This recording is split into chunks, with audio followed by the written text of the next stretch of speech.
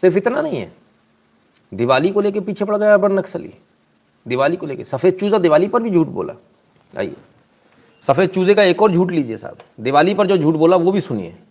कि भारतीय जनता पार्टी के खास करके दिल्ली इकाई के तमाम नेताओं ने ये स्टेटमेंट्स दिए कि पटाखे जलाए जाएं और उसका खूब प्रोत्साहन किया, जबकि दिल्ली हाईकोर्ट और सुप्रीम कोर्ट की जजमेंट्स हैं, ऑर्डर्स हैं, स्ट्रिक्ट निर्देश हैं कि पटाखे नहीं जलाने, और एक ग्रीन क्रैकर नाम की एक पदार्थ को उन्होंने लिमिटेड अप्रूवल दिया एक्सेट्रा और अपनी बात रखी। लेकिन बीजेपी के नेता, यहाँ तक कि खुद मनोज तिवारी जी ने लोगों को प्रोत्साहन दिया कि आप जलाएं। जी, सुप्रीम कोर्ट की बात हो रही है, बिल्कुल बहुत अच्छी बात है। सुप्रीम कोर्ट का एक आदेश मेरे सामने 2019 का, उन्होंने कहा कि बार बार फायर क्रैकर के पीछे दौड़कर ऑटोमोबाइल इंडस्ट्री और जो बाकी के बड़े फैक्टर्स हैं दिल्ली के पोल्यूशन को, उसको क्यों भूल जाते हैं, उसको क्यों छोड़ देते हैं। ये सुप्रीम कोर्ट का आदेश है, मेरे हाथ में, आपको मैं भेज दूंगा। मैंने आज सफर की रिपोर्ट पढ़ी है, 36% पराली जलाने से, वही पराली जो वो यहाँ पर इकोलॉजिस्ट बैठे ना, वो इकोलॉजिस्ट वो कह रहे थे फार्मर मूवमेंट में कि ये पराली जलाने वालों को छोड़ दो।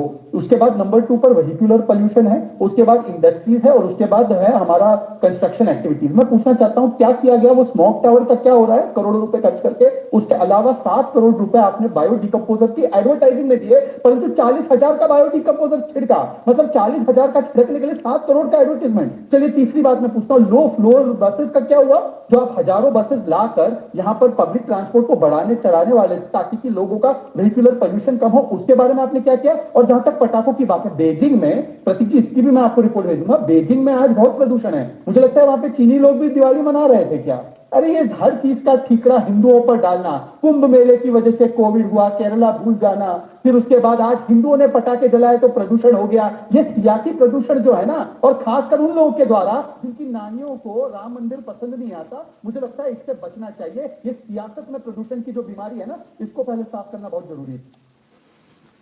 तो साहब सच्चाई है, ये प्रदूषण जो है, मेन जो सबसे ज़्यादा प्रदूषण है पराली जलाने का, उस पर तो ये खुद ही कह रहे हैं कि उनको उनके केस वापस ले लो। केजरीवाल जी सपोर्ट कर रहे हैं किसान आंदोलन वालों का। सबसे पहले वो क्या है कि पराली जलाने वालों के केस वापस होने चाहिए। कमाल की बात है।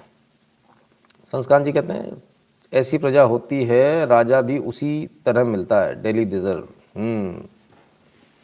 ये था राजा तथा प्रजा वाली बात हो गई भाई, ये तो ठीक है ना। तो ठीक है, तो ये सच्चाई है।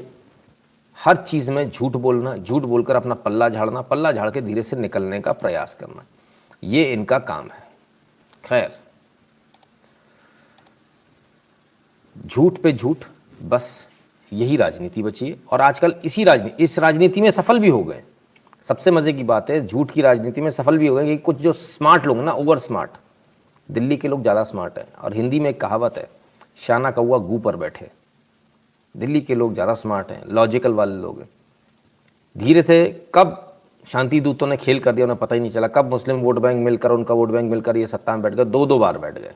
एक बार तो समझ में आता है, काठ की हंडी कहते हैं बार बार नहीं चढ़ती, लेकिन दिल्ली में तो 2 बार चढ़ गई है।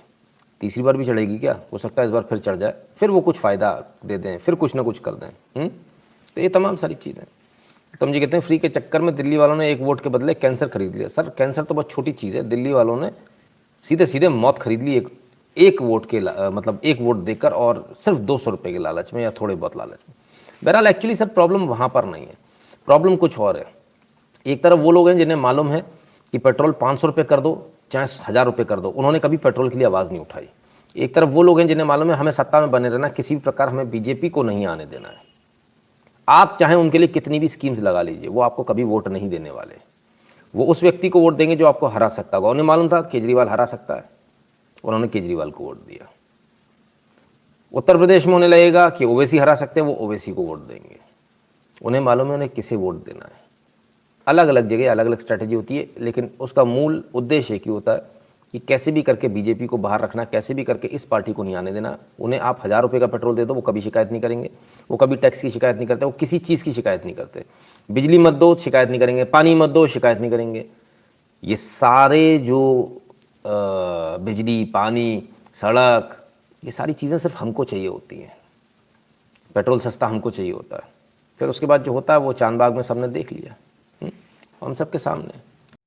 कि ज़रा लाइक कर दीजिएगा, वीडियो को शेयर कर दीजिएगा अपने मित्रों से, चैनल को सब्सक्राइब करने के लिए बोल दीजिएगा जिन्होंने अभी तक नहीं किया, और बगल वाली घंटी बजा लें, क्योंकि नोटिफिकेशन तभी आएगा जब घंटी बजी होगी बगल वाली, है ना, उसमें 2 एरो बन कर आ जाता है साइड में, और है ना, तो घंटी बजे का निशान दिखने लगता है, हाँ घंटी बज गई। इसके अलावा